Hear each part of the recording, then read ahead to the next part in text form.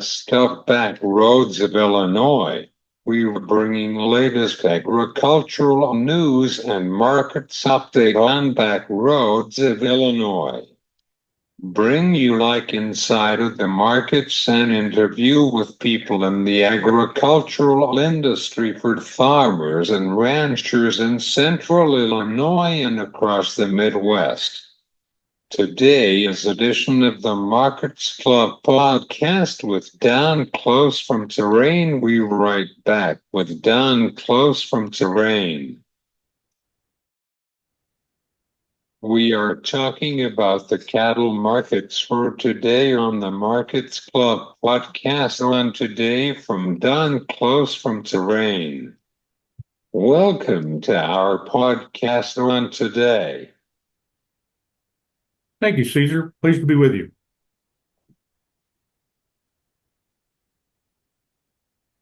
Let's start with our conversation about the cattle herd from last year at this time. What happened with that? So we were, throughout 2023, we had an incredibly aggressive cow slaughter. And along with the heavy liquidation of cows, we had abnormally large placements of feeder cattle into the feed yards. The liquidation of cows was driven by two components. One is that cull cow prices were bringing incredibly good prices and oftentimes were worth more money on the rail than they were worth to somebody to keep at home. And then for the cows and the feeder cattle, it would just force liquidation from drought.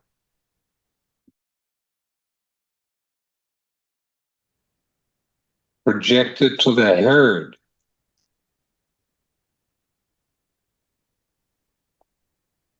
So the downsides in the herd, let's just jump forward to where that left us for this year. Cow slaughter has year to date is down right at 16%. So a substantial decline in non-fed slaughter. That has it has been a huge driver in the price of 90% lean trimmings.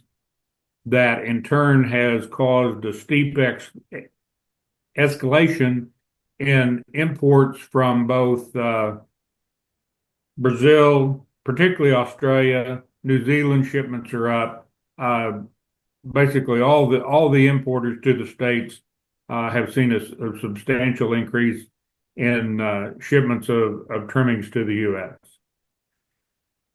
Don, you were looking at the corn market with on the feeder. What Yes. happen if the feeder is going to be down? I think the risk of feeder cattle going down is really low. Two reasons. One is we haven't seen the tightest availability of feeder cattle, replacement cattle into the feed yards. That's still ahead of us. We still have an incredibly favorable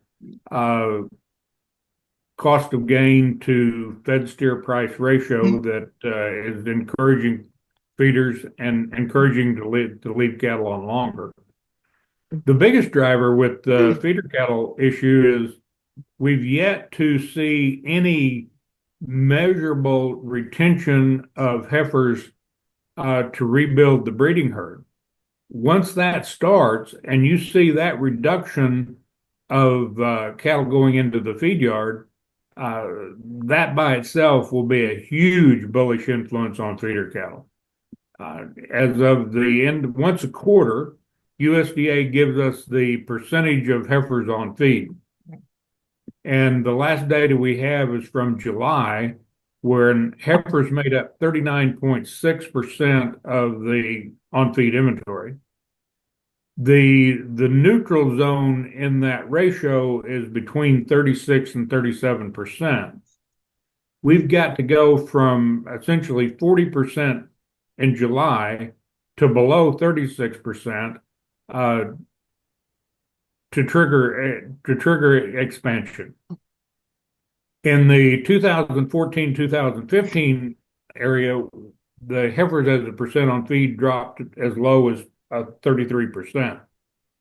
So when those numbers of heifers start declining, that's going to force the feed yards to be increasingly aggressive to buy a tightening supply of feeder cattle that will ultimately reduce the total numbers of cattle on feed, that in turn will reduce total beef production. So with all that still ahead of the market, I think the feeder cattle have a very, very bright outlook. The cow-calf sector that feeding into that stocker feeder market for the next 2 years and very likely 3 years, they'll be in the driver's seat. Did you hear about it on the feedlot? Do they have some concerns about the corn market? They always have concerns about the corn market. The recent rally we've seen, counter seasonal rally right through harvest is raising some eyebrows and some reasons why. So yeah, they do. They always do. But when we're sitting here looking at virtually just under a 2 billion ending stocks, just the available supply of corn, excuse me, it's not an overriding concern. I would also add to that, if you look at the export pace that we have seen for the new crop year, it certainly implies that there will be ample to excess supplies of domestic corn. So, say of all the things on the feed yard manager's worry list today, corn is on there, but it's way down the list. Could you tell our listeners about the cattle on feed for the last couple weeks ago? Oh gosh, trying to think back.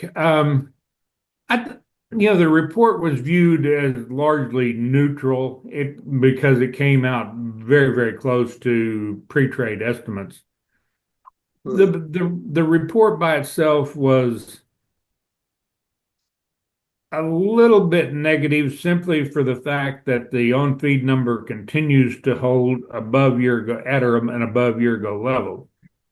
When you really dig into that report, I don't think the numbers of cattle on feed are due to a lack of marketing, nor do I think that the cattle on feed is being inflated because of excessive numbers of placements. We're still seeing placements driven by drought, forced movement of cattle in selected areas.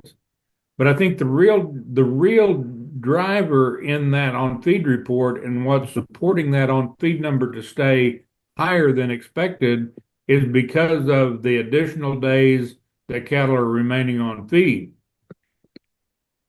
When currently cost of gain across the U.S. is, let's just put it in a range of 95 to $1.05, right at $1.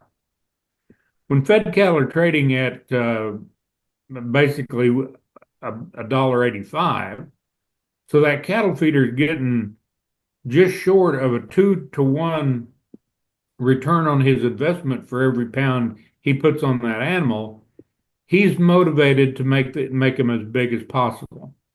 The other driver in that mix is that with so many cattle sold on a grid and cattle feeders looking at the reality, if they make them bigger, they make them fatter, it's going to support the grading rate. And if they can push that carcass weight to as close as 1,100 pounds as possible without going over, the escalation in the percentage of choice and prime carcasses is going to give them additional premium. So the cattle feeder is clearly motivated to leave the cattle on feed as long as possible in the current environment. Do you have any final thoughts or recap of our conversation? Yeah, there's one area that I think is critically important that we haven't touched on, And that's the fact that while we've talked a really positive outlook on the cattle market, we haven't touched on the fact that beef demand uh, has, in spite of an $8.15 average retail price, consumer demand for beef continues to be incredibly good.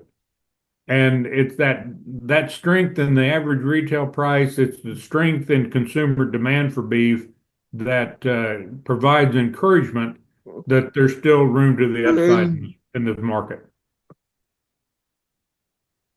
Where people can find you for your consulting services on your company or the cattle producer.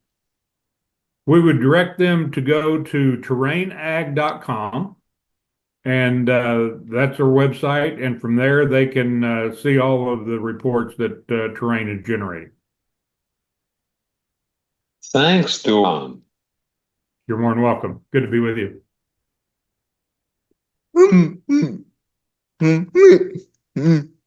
This is Don Close from Terrain on Back Roads of Illinois.